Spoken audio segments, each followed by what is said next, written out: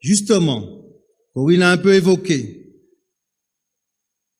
le stade Roger Bonao. Électrification du terrain de football. Nous allons réhabiliter la piste d'athlétisme et mettre aussi aux normes pour recevoir des compétitions officielles. Le premier mémorial Marie-Périne s'est fait au Marin. Pipo au Marin. De couvrir le terrain de basket aux basketteurs et améliorer la surface de jeu en attendant la réalisation du complexe sportif et culturel tant attendu des Marinois. Nous allons réaliser pour vous ce complexe dans la mandature. Et je vous dirai comment. L'aménagement du front de mer se fera pas comme ça, se fera de manière séquentielle. Une première tranche qui englobe justement la zone où la route est piétonne, à savoir la zone près de la plage. On va y trouver des latrines publiques, il en faut. La pétanque va revenir dans cette zone-là. Un espace ludique sécurisé pour les enfants. Une plage aménagée à usage multiple. Le jour totalement libre à tous et le soir, donner la possibilité à des commerçants de s'y installer de manière temporaire. Aussi l'école de voile, le temps de la création du pôle d'excellence nautique communautaire de Dupuy que je suis en train de pousser au niveau de l'espace.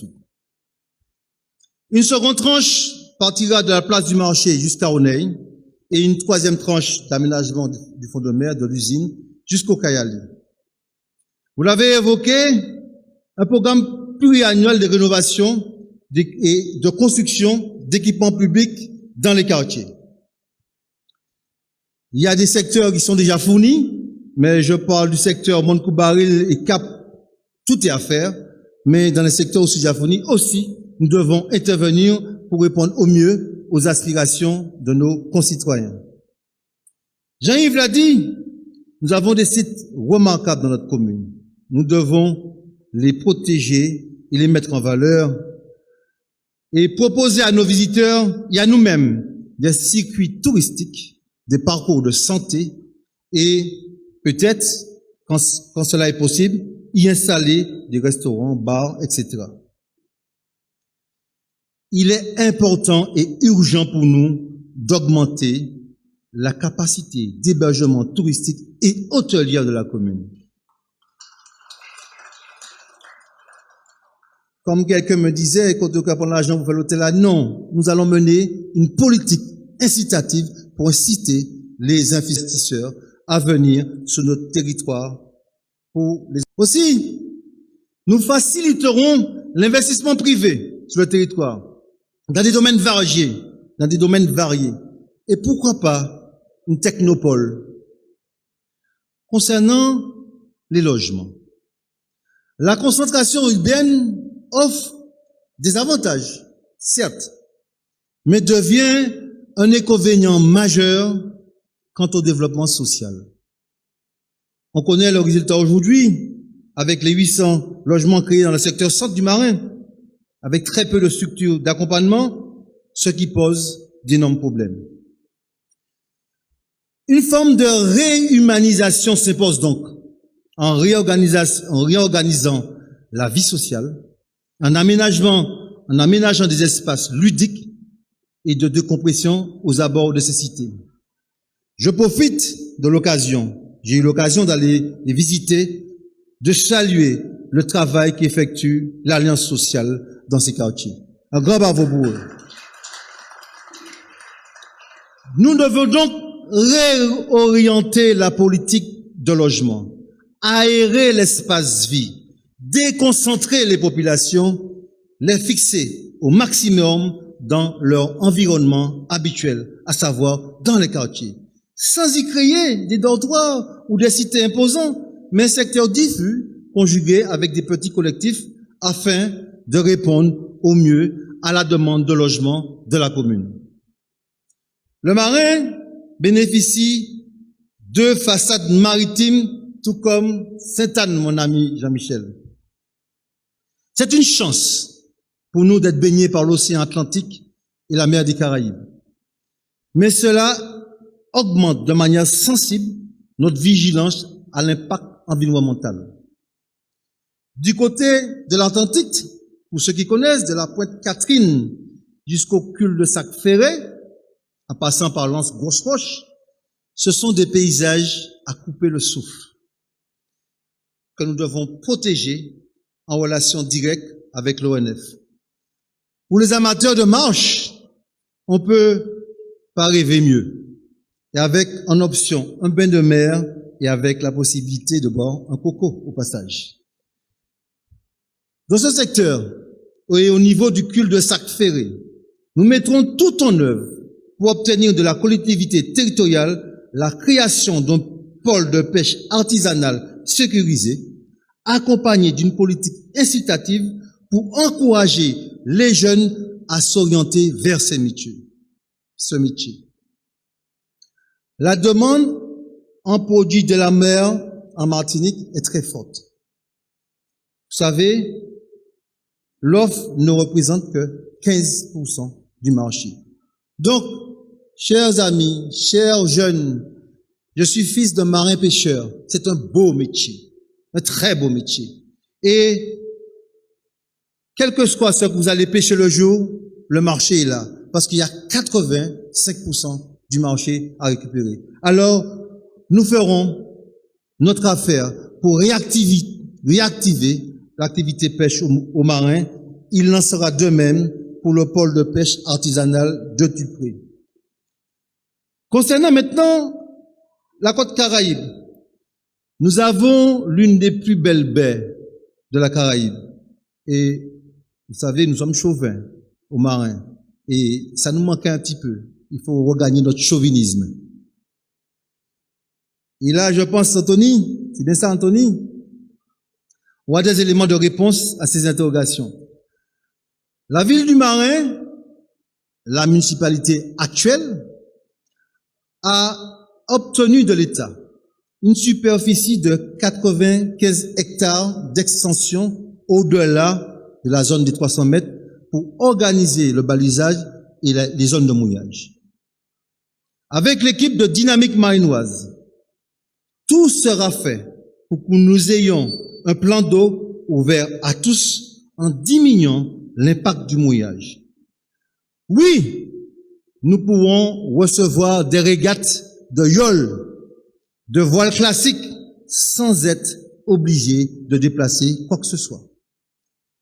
La diminution du mouillage forain, là où on vient en mêlant à l'eau, ça s'appelle un mouillage forain, va inévitablement réduire sensiblement l'impact environnemental et protéger la biodiversité.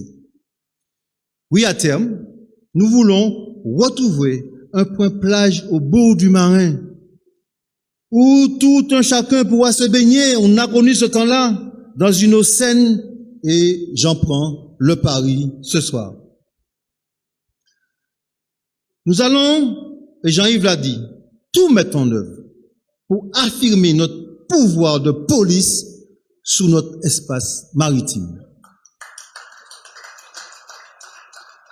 Néanmoins, dans la baie du Marin, toujours côté Caraïbes, nous avons 3 outils d'une extrême importance pour le développement du Marin. Il s'agit du port de plaisance, du centre de carénage et du port de pêche et de commerce du Marin. Ces 3 outils sont extrêmement importants pour le développement du Marin. Le port de plaisance et le centre de carénage sont des investissements publics municipaux sous contrat de délégation publique. C'est à nous. Il nous faut les consolider, les sécuriser et les protéger. Et avec la CTM, nous allons optimiser la mise en valeur du port de pêche et de commerce du Marin. Dans le domaine de l'agriculture, nous devons prendre aussi notre part en protégeant les terres agricoles afin d'éviter la disparition du secteur au Marin. Encourager la culture biologique, pourquoi pas, en harmonie avec la Chambre d'agriculture. en encourageant les jeunes agriculteurs de venir sur notre territoire, mais aussi en participant à une dynamique pour la création d'un espace de vente périodique de produits, fruits, légumes, bétail, avec une boucherie occasionnelle, pourquoi pas. Nous disposons d'un jardin ethnobotanique. C'est la municipalité en place qui l'a érigé. D'une extrême richesse. Nous en ferons un produit touristique phare. Aussi, nous ferons une acquisition foncière pour créer un jardin partagé. Sur cet axe, nous reviendrons longuement au cours des prochaines semaines. Il y a encore beaucoup à dire. Troisième axe, construire une administration performante et maîtriser la gestion communale. La ville doit se doter d'une administration en adéquation avec le projet de la nouvelle gouvernance, comme l'a défini Roger. La ville doit retrouver une capacité d'autofinancement afin de financer ses investissements. Roger Eustache a largement développé dans son intervention le volet de l'administration communale et de la nouvelle gouvernance. Concernant les finances, il me semble avoir entendu un chuchotement de la salle. Et puis, qui l'argent nous qui a fait ça? Monsieur Kadian Lobaga, et puis qui l'argent qui a fait ça? Et je dis la commune en déficit. Et j'ai entendu, quelqu'un l'a dit, et même vous l'avez pas dit, vous l'avez pensé. Rassurez-vous, c'est une excellente interrogation. C'est une excellente interrogation. Je dis d'emblée, la situation financière de la ville du Marin est ce qu'elle est. Nous la prenons en l'état. À nous de faire ce qu'il faut pour redresser les finances de la ville et financer nos investissements. Oui, la commune traverse un moment, une période difficile en termes de trésorerie et accuse aussi un déficit comptable assez important, aggravé du fait que sa section de fonctionnement soit déficitaire. Et en ce moment, notre capacité d'autofinancement est négative. Mais qu'est-ce que cela veut dire tout ça? Autofinancement, etc., etc. Prenons un exemple très simple. Si dans un foyer, le revenu global est de 2500 € mensuels, si vous consacrez 2200 € par mois pour le fonctionnement du foyer, à savoir de l'eau, électricité, essence, alimentation, loisirs, scolarité des enfants, etc., du fonctionnement, il vous reste donc 300 € par mois pour investir sur une nouvelle voiture, un frigo neuf, une gazinière, etc. Votre capacité d'autofinancement mensuel est donc de 300 €. Bon. Deuxième cas de figure, si vous consacrez 2500 €, puisque le foyer reçoit globalement 2500 € par mois. Si vous consacrez 2500 € pour le fonctionnement, et c'est assez souvent le cas, qu'à ce moment-là, il arrête. Donc, il ne vous reste plus rien. De ce fait, vous n'avez aucune possibilité d'avoir recours à l'emprunt, de changer votre voiture ou de frigo, puisque il vous reste rien sur votre capacité de financer vos investissements. Vous n'êtes pas déficitaire, parce que c'est zéro, mais votre capacité d'autofinancement est nulle, donc c'est une situation pas confortable. Troisième cas de figure, encore plus grave, si vous utilisez votre découvert bancaire plus le 2500 € par mois, là vous êtes déficitaire. Et il vous faut trouver des solutions pour combler le trou.